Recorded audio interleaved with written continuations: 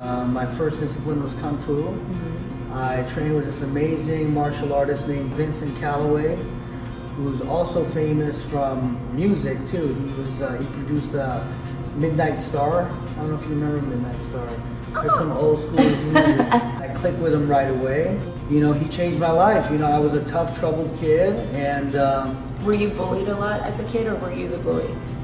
Both. He told me that if I was ever to use my martial arts on the streets, that he was going to cut me off. He wasn't going to teach me anymore, and I wanted so bad to continue learning that it made me become a nicer person. When people say something, I just let it roll off my back because I didn't want Sensei to find out and be upset at me and tell me, I said, I'm not going to teach you anymore. And you can't be out there using these like professional techniques on the street. We don't go out and try to hurt people with this stuff. This is, you know, this is for the gym, and if you're in a threatening situation. How do you find the balance between like defending yourself and taking advantage of your craft, your skills? Well, you know, people saying words is not, it doesn't give you a valid reason to put your hands on anybody. You have every right to defend yourself, but then also it has to be to a limit. My instructor Vincent, right, that was training me. So I remember when he took me to meet the Grandmaster, Dr. Zhang Haochuan. He was the Grandmaster from China. He works with like Jackie Chan. He works with like a lot of great martial artists. Wow. This man, he was an 87-year-old man, and he asked me to throw a punch at him. The translator said, no, he wants you to throw a real punch at him. And I looked at my instructor, Vincent, and Vincent's like, do as he said. Do it. Do what he said. I said, all right. I threw a quick punch right at his face, and the man just sat me down very gently.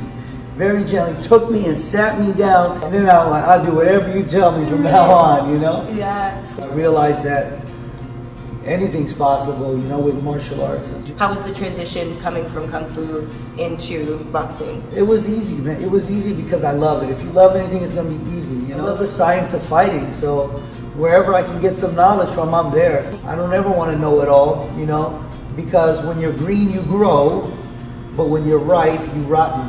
Wow. So I don't want to rotten. I want to stay green. I want to stay growing. I want to stay learning. My inspiration came from the Ninja Turtles. Oh that was a jam. Yeah, and I was bullied as a kid. I was a fat kid with huge glasses, you know. And I see you doing your thing. I watch your videos. You're looking good. Thanks. I have a lot to learn though, which is why I'm here with you. You know I got you. Whatever we can do, we're gonna have fun. It's soft and easy at first. Then we pick up the pace. If you can stay relaxed, then we can pick it up even more. Like look at Mayweather. Speaking of fighters, what do you think of Errol Spence? Are you kidding? He's amazing. Him and Crawford, two of my top favorites. That's my dream fight to watch those guys. I think that fight will go 12 rounds with Errol Spence and Crawford?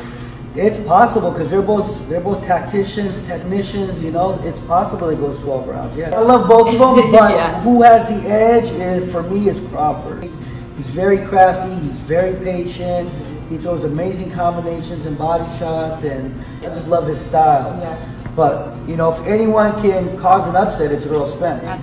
Those two guys we named are the future of the welterweight division. Yeah. Manny Pacquiao's phenomenal, but he's getting up there, and I don't like to use age as a reason, but I mean, it's going to catch up to him eventually. I think you recovered from being a drug user and abuser. What was the turning point when you looked at your life and said, I don't want to be this person anymore?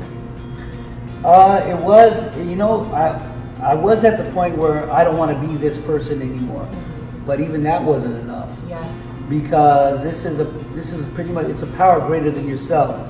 Like I would think to myself, I'm not going to use today, but while I'm thinking don't use today, my hand's reaching for the telephone to call the dealer, and I'm telling myself hang up before he picks up the phone, and I couldn't do it. So I'd be sitting there, you know, tearing up, and with a needle in my arm, like I can't stop. It was either die or get better, and that was it. I wanted so bad to get better, but I couldn't do it on my own. It's very important to ask for help, and I want to let anyone watching know that we do recover. 8 years ago, I was a homeless heroin addict.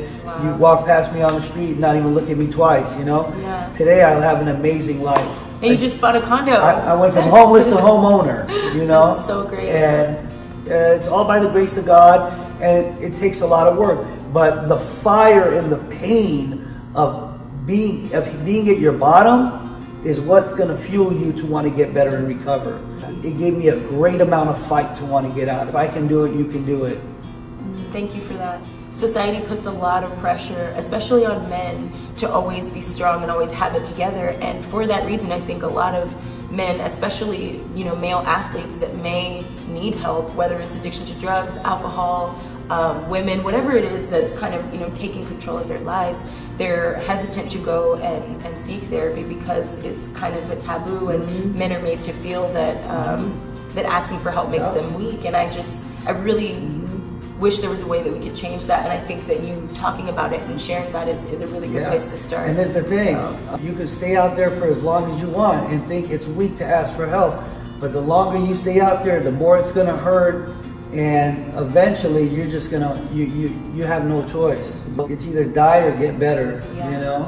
When I was homeless, I had people that were in the program of recovery that would come to where I was staying, where I was sleeping, and bring me a Thanksgiving meal and say, hey, I know you haven't eaten anything, happy Thanksgiving. And just seeing like little hopes of like, man, people out there love me that don't even know me. Like, man, it just makes you feel like God's trying to talk to you, that, you know, God's sending these guardian angels to keep you alive one more day because He's got a plan for you. I felt like this was God trying to tell me He's got me. He's got me, and He hasn't given up on me. No, I'm so glad you shared that. I think it's important for people to know that fighters are people too. I mean, just because we fight and we're able to go to that place doesn't mean that we don't have that same depth for compassion. And so I think it's really great to hear that. Addiction is like is an epidemic for fighters, because I know a lot of fighters that had injuries, they had broken ribs, and they went and got on pain medicine, and that pain medicine took over their lives. If you need help, there's no shame in giving it to your loved one and saying, look, just make sure I get one every 4 hours. What do you think about the laws on cannabis and how that will play a role in the future for not just fighters, but for all athletes? Do you see it being legalized for not recreational use, but for medicinal purposes for athletes? I don't know if that's going to happen right now. I know a lot of retired athletes that have suffered a lot of brain trauma and a lot of pain that has been a healthy alternative to painkillers. So it's really about just being in control and not letting anything or person or situation control you, and just always being aware and allowing yourself to be guided by your inner voice, not the external. Right? Yes. Disease, it's centered in our thinking. Having come from addiction and recovering from addiction, nothing's as hard a fight as that. I really appreciate you taking the time to share this with us, and I think this is going to impact a lot of people, and it's a message that we all needed and that we all can relate to. So I'm looking forward to learning from you today. Absolutely. And do you know what you're going to teach me yet, or do I have to be surprised? We're going to go step by step. So all right. I'm going to show you how I start off everybody. The first day they come in, whether they're world champions, pros, it doesn't matter. We still got to go through and make sure you got all the basics the way I like it. So. Okay.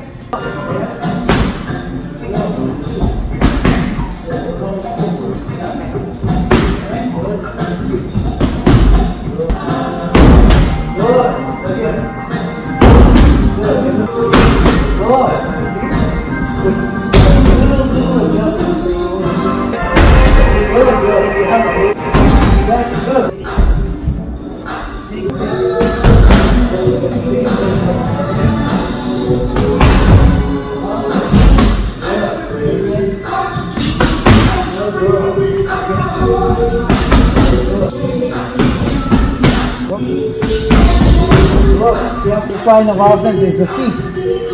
Okay. I got to get there. This is my first line. It's getting there. Okay. First line of defense, the feet. Don't be there. Good. Again. Good. Again.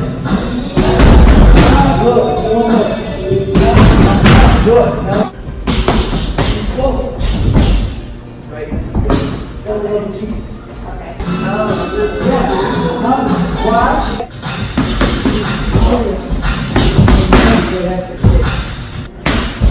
Boom! Oh! You're going to kill somebody with that one too.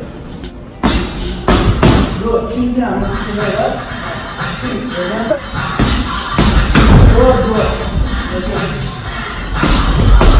Good. Aggressive. Okay. Now I can spin out that over again. Ready to do that. it now. Double, double, two. Good girl. Okay. Good. Keep your head down. In. Good. In.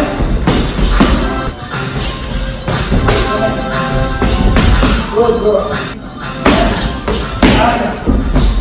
Good. One,